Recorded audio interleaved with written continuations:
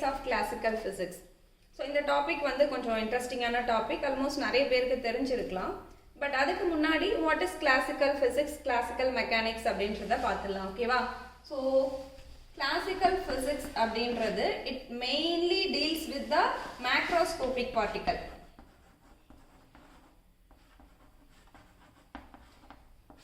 நம்ம நேக்கட் ஐயால பார்க்குற எல்லா ஆப்ஜெக்டோட பிஹேவியர் பற்றி நம்ம ஸ்டடி பண்ணணும்னா அந்த பிளேஸ்லலாம் நம்ம கிளாசிக்கல் ஃபிசிக்ஸ் ஆர் கிளாசிக்கல் மெக்கானிக்ஸை யூஸ் பண்ணிக்கலாம். இப்போ ஃபிசிக்ஸ் அப்படின்றது is a main branch. Classical physics அப்படின்றது இப்போ மெக்கானிக்ஸ்னு சொல்லும்போது எல்லாமே மேத்தமெட்டிக்கல் ரெப்ரசன்டேஷனில் நம்ம கொடுக்கும்போது it is under the category of mechanics. ஓகேவா? ஸோ இப்போது நம்ம கிளாசிக்கல் மெக்கானிக்ஸ் அப்படின்றது ஒரு மேக்ரோஸ்கோபிக் பாடிஸோட ஃபுல் பிஹேவியர் கேரக்டரிஸ்டிக்ஸ் பற்றி ப்ராப்பராக ஸ்டடி பண்ணுறது தான் நம்மளோட கிளாசிக்கல் மெக்கானிக்ஸ். நான் ஆல்ரெடி சொல்லியிருக்கேன் இல்லையா, நேக்கட் ஐயில் பார்க்குற எல்லா ஆப்ஜெக்டோட பிஹேவியர். எக்ஸாம்பிள் இப்போ ஹியூமன் பீயிங் நேக்கட் ஐயில் நம்ம பார்க்கலாம், நம்மளே பார்த்துக்கலாம். ஒரு சின்ன ஆப்ஜெக்ட் பார்த்துக்கலாம், பெரிய ஆப்ஜெக்டையும் பார்த்துக்கலாம். ப்ளஸ் வந்து நம்ம பிளானட்ஸ் அதையும் நம்ம பார்த்துக்கலாம். ஓகேவா? ஸோ வந்து இந்த மாதிரி பெரிய பெரிய ஆப்ஜெக்ட் நம்ம நேக்கடையால் பார்க்குற எல்லா ஆப்ஜெக்டை பற்றின எல்லா கேரக்டரிஸ்டிக்ஸ் ஸ்டடி நம்ம பண்ணணும் அப்படின்னா அந்த பிளேஸ்லலாம் நம்ம கிளாசிக்கல் மெக்கானிக்ஸை யூஸ் பண்ணிக்கலாம். ஓகேவா? ஃபர்ஸ்ட் விஷயம். செகண்ட் திங் என்ன அப்படின்னா, என்னால் இந்த மேக்ரோஸ்கோபிக் பாடிஸோட பொசிஷன் அண்ட் மொமெண்டத்தை ப்ராப்பராக டிஃபைன் பண்ண முடியும். ஓகேவா? எக்ஸாம்பிள் இப்போ நான் மேக்ரோஸ்கோபிக் ஆப்ஜெக்ட் நம்மளை சொல்லலாம்னு சொல்லியிருந்தேன் இல்லையா. இப்போ நான் இருக்கேன், நான் வந்து வீட்டில் இருந்து ஒரு டெம்பிள் போகணும். ஓகேவா? அப்போது நான் எந்த டைமில் எந்த வெலாசிட்டியில் வீட்டிலேருந்து எந்த திசையை நோக்கி ட்ராவல் ஆனேன்னா இந்த டைமில் நான் வந்து கோயிலை ரீச் ஆவேன் அப்படின்றத ரொம்ப ப்ரிசைஸ்டாக சொல்ல முடியும் இந்த கிளாசிக்கல் மெக்கானிக்ஸை வச்சு. ஓகேவா? எக்ஸாம்பிள் இப்போது இதை தான் சொன்னேன் இல்லையா, ஒரு பர்டிகுலர் மாஸ் இருக்க ஒரு ஆப்ஜெக்ட்டு ஒரு பர்டிகுலர் வெலாசிட்டியில் மூவ் ஆகும்போது அதனோட பொசிஷனையும் மொமெண்டத்தையும், ஸோ பொசிஷன் அப்படின்றது எக்ஸாம்பிள் நான் எக்ஸ்ன்னு வச்சுக்கிறேனே. ஸோ எக்ஸ்ன்றது அதனோட பொசிஷன், பின்றது அதனோட மொமெண்டம் அப்படின்றது is nothing but m into v. ஓகேவா? ஸோ அப்போ இந்த மேக்ரோஸ்கோபிக் ஆப்ஜெக்டோட பொசிஷனையும் மொமெண்டத்தையும் என்னால் ப்ரிசைஸ்டாக சொல்ல முடியும். எதை யூஸ் பண்ணினா நம்ம கிளாசிக்கல் மெக்கானிக்ஸை யூஸ் பண்ணும்போது நம்மளால் அதை ரொம்ப அக்யூரேட்டாக சொல்ல முடியும். ஓகேவா? ஸோ ப்ளஸ் வந்து நம்ம நியூட்டோனியன் மெக்கானிக்ஸ் அப்படின்னும் நம்ம கிளாசிக்கல் ஃபிசிக்ஸை சொல்லலாம். ஏன் அப்படின்னா நம்ம நியூட்டன்ஸோட லா ஆஃப் மோஷன் எல்லாமே அப்ளை ஆகும் இந்த கிளாசிக்கல் மெக்கானிக்ஸை பொறுத்தவரை. ஓகேவா? எல்லாமே ஒபே பண்ணும். ஸோ நியூட்டோனியன் மெக்கானிக்ஸ் மட்டும் இல்லாமல் லெக்ரான்ச்சியன், ஹாமில்டோனியன் எல்லாமே நம்மளால் அப்ளை பண்ணி ஒரு கரெக்டான சொல்யூஷன் வந்து கொண்டு வர முடியும் கிளாசிக்கல் மெக்கானிக்ஸில். ஓகேவா? ஃபைன். அப்போது இவ்வளோ பெட்டரான விஷயங்கள் இருந்து இது எந்தெந்த இடத்துலலாம் இது வந்து ஃபெயில் ஆச்சு அப்படின்ற விஷயத்தை தான் நம்ம இந்த கொஷினில் பார்க்க போகிறோம். ஓகேவா? ஸோ அதுக்கு முன்னாடி ஒரு விஷயம், இப்போ கிளாசிக்கல் மெக்கானிக்ஸ்னால் என்னன்னு பார்த்தோம் இல்லையா, இதே வந்து நம்ம குவாண்டம் மெக்கானிக்ஸ்னு போகும்போது, குவாண்டம் ஃபிசிக்ஸ்னு போகும்போது இதுக்கு அப்படியே ஆப்போசிட். இப்போ மேக்ரோஸ்கோபிக் பாடிஸை ஸ்டடி பண்ண முடியும் கிளாசிக்கல் ஃபிசிக்ஸை வச்சு அப்படின்னா, குவாண்டம் ஃபிசிக்ஸில் எல்லாமே microscopic bodies, microscopic bodies plus subatomic particles அதெல்லாம் நம்மளால் ஸ்டடி பண்ண முடியும்னா நம்ம குவாண்டம் ஃபிசிக்ஸை தான் போகணும். ஓகேவா?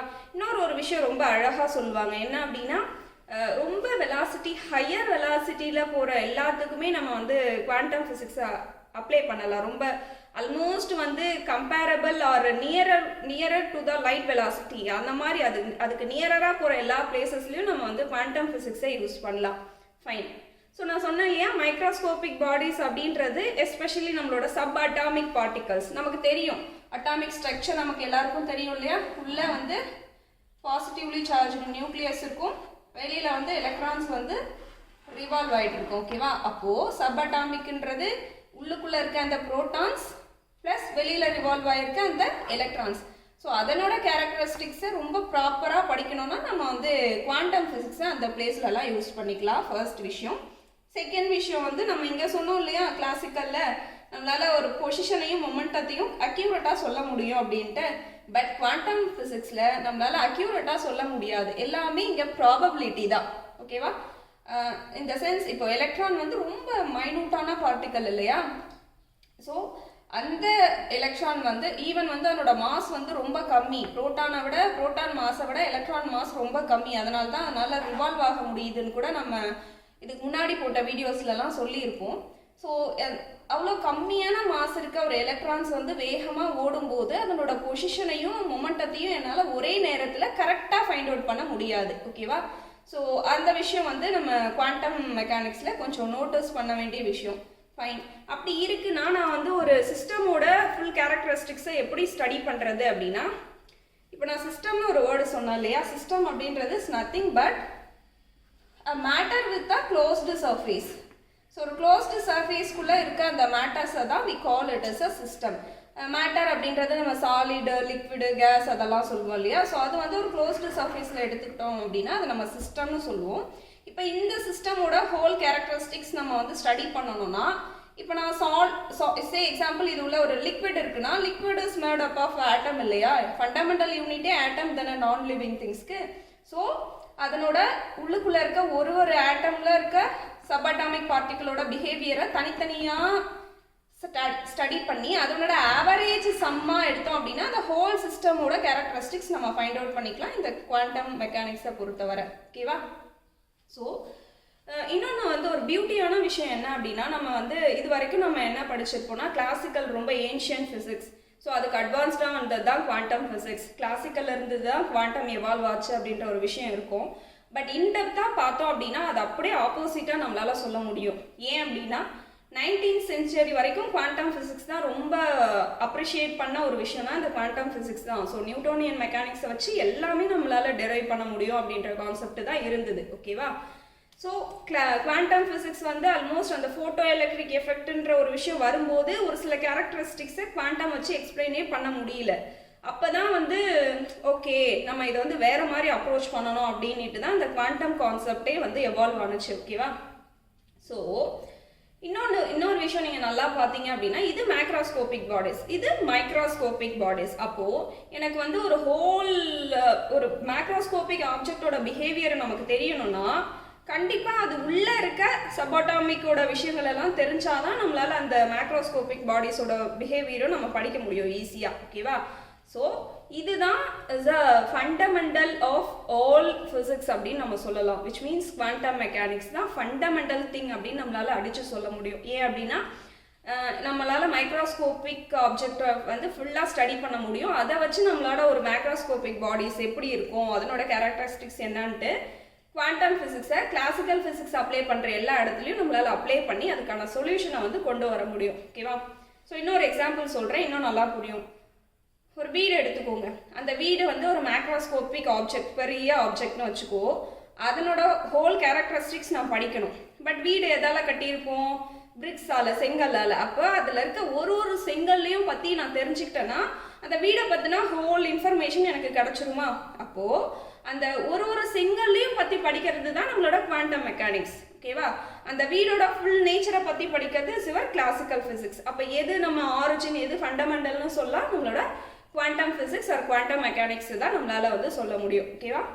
So that's all about this classical mechanics and quantum mechanics. Next thing என்னன்னா இதனோட ஃபெயிலியர், எந்தெந்த பிளேஸ்லலாம் ஃபெயில் ஆச்சு கிளாசிக்கல் மெக்கானிக்ஸ். ஸோ அதை வச்சு தான் நம்மளோட குவாண்டம் எவால்வ் ஆச்சுன்னு சொல்கிறோம் இல்லையா? ஸோ இந்த ஃபெயிலியர்ஸ் எல்லாம் நம்ம இப்போ பார்க்க போகிறோம். ஃபர்ஸ்ட் விஷயம் என்ன அப்படின்னா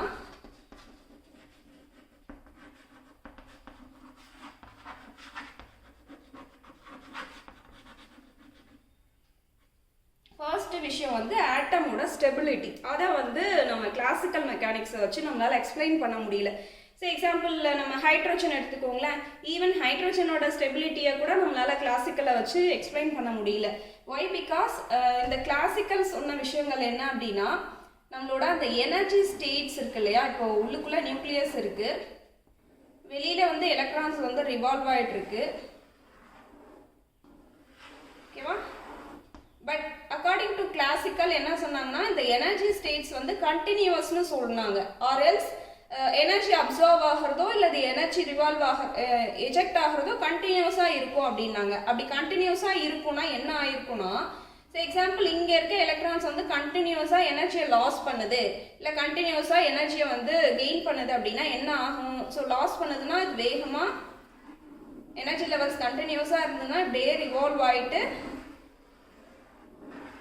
இது உள்ளுக்குள்ளே வந்து விழுந்துடும். ஓகேவா? ஸோ அப்போ வில்லுக்குள்ளே வந்து விழுந்துருச்சுன்னா அப்போ ஆட்டமோட ஸ்டெபிலிட்டியை நம்மளால் சொல்ல முடியாது இல்லையா? ஸோ அந்த இடத்துல இந்த கிளாசிக்கல் ஃபிசிக்ஸ் ஃபெயில் ஆகிடுச்சு. வேறாஸ் நம்ம குவாண்டம் ஃபிசிக்ஸில் என்ன விஷயம் சொல்லுவாங்க அப்படின்னா இதே விஷயங்கள், பட் எனர்ஜி ஸ்டேட்ஸ் இஸ் டிஸ்கிரிட்னு சொல்லுவாங்க. ஒரு பர்டிகுலர் எனர்ஜி லெவல்ஸ் வந்து இருக்கணும், விச் மீன்ஸ் வந்து ஒரு எலக்ட்ரான் வந்து இந்த எனர்ஜி லெவலில் இருக்கணும்னா அதுக்கு ஒரு பர்டிகுலர் எனர்ஜி லெவல் இருந்தால் மட்டும்தான் அது இந்த ஆர்பிட்ஸில் ரிவால்வ் ஆகும்.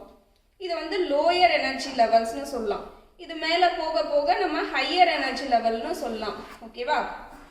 அப்போது இதுக்கும் இந்த ஆர்பிட்க்கும் இடையில இருக்க டிஃப்ரென்ஸ் தான் அதனோட எனர்ஜி டிஃப்ரென்ஸ். ஸோ இந்த டிஃப்ரென்ஸில் இருக்க எனர்ஜியை இங்கே இருக்க ஒரு எலக்ட்ரான்ஸ் வந்து லாஸ் பண்ணால் மட்டும்தான் இந்த ஆர்பிட்லேருந்து இந்த ஆர்பிட்க்கு உள்ளே வர முடியும். சப்போஸ் இங்கேருந்து இங்கே வெளியில் போனோம்னா இந்த டிஃப்ரென்ஸில் இருக்க எனர்ஜியை இதை அப்சர்வ் பண்ணால் மட்டும்தான் இங்கே இருக்க ஒரு எலக்ட்ரான்ஸ் வந்து இந்த ஆர்பிட்க்கு வந்து மூவ் ஆக முடியும். ஓகேவா? ஸோ அப்போ என்ன, எனர்ஜி லெவல்ஸ் வந்து கண்டினியூஸ் கிடையாது, டிஸ்கிரிட்டாக இருக்குது. ஒரு குறிப்பிட்ட எனர்ஜி இருந்தால் மட்டும்தான் அந்த ஒரு பர்டிகுலர் ஆர்பிட்டில் ஒரு பர்டிகுலர் எலக்ட்ரானால் ரிவால்வ் ஆக முடியும். அது வந்து ஒரு எனர்ஜி லெவல்லேருந்து இன்னொரு எனர்ஜி லெவல் போகணுன்னா, சே எக்ஸாம்பிள் லோயர் எனர்ஜி லெவல் வரணும்னா கொஞ்சம் எனர்ஜியை லாஸ் பண்ணிவிட்டு லோயர் எனர்ஜி லெவலுக்கு வரணும். இல்லை ஹையர் எனர்ஜி போகணுன்னா கொஞ்சம் எனர்ஜியை கெயின் பண்ணிவிட்டு ஹையர் எனர்ஜி லெவலுக்கு போகணும் அப்படின்ற ஒரு கான்செப்டை வந்து சொல்லியிருப்பாங்க. ஓகேவா? அப்போ கிளாசிக்கல் ஃபிசிக்ஸை வச்சு ஆட்டமோட ஸ்டெபிலிட்டியை வந்து ஸ்டடி பண்ண முடியல. ஃபர்ஸ்ட் விஷயம். ஆக்சுவலாக இங்கே இன்னொரு கொஷின் கூட உங்களுக்கு வரலாம். நான்லாம் தேர்ட் யூஜி படிக்கும்போது எனக்கு இந்த கொஷின் வந்தது. என்னன்னா உள்ளே வந்து நியூக்ளியஸ் இருக்குது, பாசிட்டிவ்லி சார்ஜ்டு நியூக்ளியஸ்னு சொல்கிறோம். உள்ள நியூட்ரான்ஸ் இருக்குது. ஓகேவா? இது ரெண்டும் சேர்ந்து we call that is a nucleons. So வெளியில் வந்து எலக்ட்ரான்ஸ் வந்து ரிவால்வ் ஆகிட்டு இருக்குன்னு சொல்கிறோம். ஃபைன். சார்ஜ் ஆஃப் த நியூக்ளியஸ்னு பார்த்தா பாசிட்டிவ். இது ஆட்டமோட சார்ஜ்னு பார்த்தா நியூட்ரல். ஏன்னா இந்த பாசிட்டிவ் எத்தனை ப்ரோட்டான் இருக்கோ அத்தனை எலக்ட்ரான்ஸ் வெளியில் ரிவால்வ் ஆகிட்டு இருக்கும். ஸோ வந்து ரெண்டு சார்ஜும் கேன்சல் ஆகிட்டு நியூட்ரலான ஒரு நியூட்ரல் சார்ஜில் தான் வந்து ஆட்டம் இருக்கும்னு சொல்லலாம். ஃபைன். ஆனால் இது வந்து பாசிட்டிவான ஒரு விஷயம், இது வந்து நெகட்டிவான ஒரு விஷயம். எப்பயுமே வந்து நம்ம கூலும்ஸ் லாலாம் படி கண்டிப்பாக opposite charges attract to each other. இதுக்குள்ளே விழுந்துராதா அப்படின்னு நான் ஒரு கொஷின் கேட்டேன் ஸ்டார்டிங். எனக்கு இன்னும் ஞாபகம் இருக்குது அதெல்லாம். ஸோ அப்படின்னு நான் கேட்டேன். அப்போ வந்து I think that is second UG. ஓகேவா? ஸோ அப்போ தான் வந்துட்டு நோ, அங்கே வந்து நியூக்ளியர் ஃபோர்ஸ் ஒன்று இருக்கும். கண்டிப்பாக இங்கே வந்து ஒரு எலக்ட்ரோஸ்டாட்டிக் அட்ராக்ஷன் இருக்கும். பட் அதையும் தாண்டி ஒரு ஸ்ட்ராங் நியூக்ளியர் ஃபோர்ஸ் இங்கே ஆக்ட் ஆகி தான் ஒரு எலக்ட்ரானை அந்த ஆர்பிட்ஸில் வந்து ரிவால்வ் ஆக வைக்கும் அப்படின்ற ஒரு கான்செப்ட் வந்து படிச்சிருப்போம். ஓகேவா?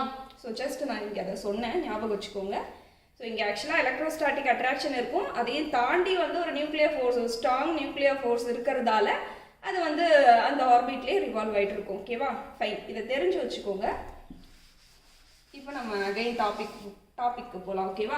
ஃபர்ஸ்ட் விஷயம் என்ன சொன்னேன், ஆட்டமோட ஸ்டெபிலிட்டியை பற்றி ஸ்டடி பண்ண முடியல, ப்ராப்பராக எக்ஸ்பிளைன் பண்ண முடியல. செகண்ட் விஷயம் பார்த்தீங்க அப்படின்னா, ஆக்சுவலாக பொசிஷனை நான் எக்ஸ்ன்னு எடுத்துக்கிறேன், மொமெண்டமை பீன்னு எடுத்துக்கிறேன். நம்ம குவாண்டம் மெக்கானிக்ஸ் படி பார்த்தோம் அப்படின்னா நம்மளால் ஒரு மைக்ரோஸ்கோபிக் ஆப்ஜெக்டோட பொசிஷனையும் மொமெண்டத்தையும் ஒரே நேரத்தில் கரெக்டாக நம்மளால் சொல்ல முடியாது. ஓகேவா? எல்லாமே ப்ராபபிலிட்டியாக தான் சொல்ல முடியும். இங்கே இருக்கலாம், எலக்ட்ரானோட பொசிஷன் இந்த டைமில் இங்கே இருக்க வாய்ப்பு இருக்குது அப்படின்னா சொல்ல முடியுமே தவிர அக்யூரேட்டாக இங்கே தான் இருக்கும் அப்படின்னு நம்மளால் சொல்ல முடியாது. ஓகேவா? ஸோ அந்த ஒரு விஷயம் வந்து குவாண்டம் மெக்கானிக்ஸில் ஒரு முக்கியமான ஒரு விஷயமா பார்க்கப்படுது. என்னன்னா, இப்போ ஒரு எலக்ட்ரான் இருக்குது, நம்ம சப்அட்டாமிக் பார்ட்டிகல்னு சொல்லணும் இல்லையா? ஸோ இதனோட பொசிஷனையும் மொமெண்டத்தையும் என்னால் ஒரே நேரத்தில் ஃபைண்ட் அவுட் பண்ண முடியாது. ஓகேவா? அதுக்கு ஒரு எக்ஸாம்பிள் சொல்கிறேன். இங்கே எலக்ட்ரான் இருக்குது, கம்மியான மாஸ் இருக்க ஒரு எலக்ட்ரான் ரொம்ப வேகமாக மூவ் ஆகிட்டு இருக்கு. ஸோ இதுக்கு நான் ஒரு எனர்ஜி கொடுக்குறேன்னு வச்சுக்கோங்களேன். ஓகே, ஒரு எனர்ஜி கொடுக்குறேன். நான் வந்து லைட்டை வந்து வேவாக தான் கொடுக்குறேன். ஓகேவா? லைட் வேவ்ஸாக தான் கொடுக்குறேன். It's a form of energy. ஒரு எனர்ஜியை நான் வந்து கொடுக்குறேன். இங்கே பார்த்தீங்க அப்படின்னா இது வந்து ஷார்ட்டர் வேவ்லென்த் அப்படின்னா எனர்ஜி வந்து ஹையராக இருக்கும். இந்த ரிலேஷன் எங்கேருந்து வருது? Is equal to H nu நம்ம சி பை லாம்டான்னு எழுதலாம் இல்லையா? H is equal to C divided by lambda.